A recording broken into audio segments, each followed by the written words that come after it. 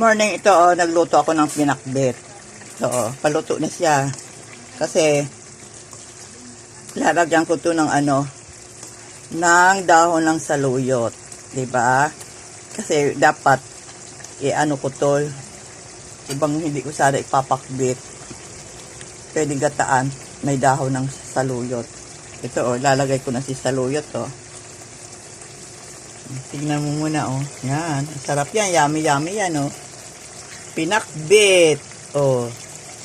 Ang sahog yan pork. Ayan, maliliit lang hiwa ng pork yan. Saka bagoong. Yung ginisang bagoong linagyan na yan. Pero hindi naman maraming bagoong kasi sabi ko, huwag lalagyan ng maraming bagoong. Diba? Yan. Sarap na yan, kulong-kulo na yan.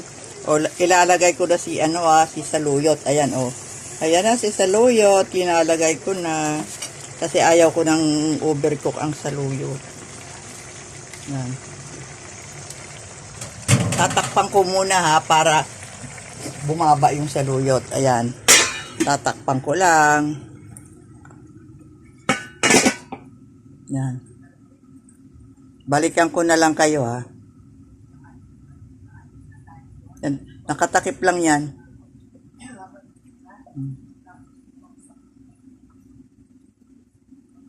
Titingnan natin Hahaluin natin si saluyot. Ayan, papailalim natin si saluyot.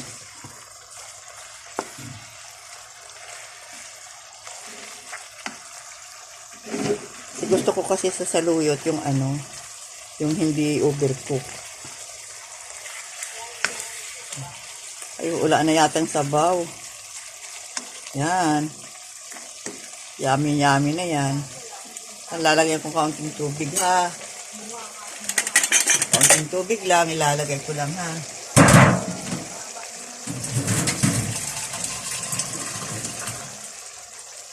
Lalagay ko ng kaunting tubig kasi tutuyo na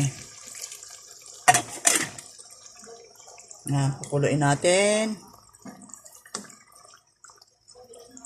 Okay na, done na yan. Luto na si pakbet with saluyot. Kayo ba nagluluto ng ganito? Pakbet with saluyot. Ang sarap yan. Babayo. See you in my next vlog. Yan, sarap-sarap. Kita mo, Sarap yan. Pakbet with saluyot. Diba? Sarap-sarap.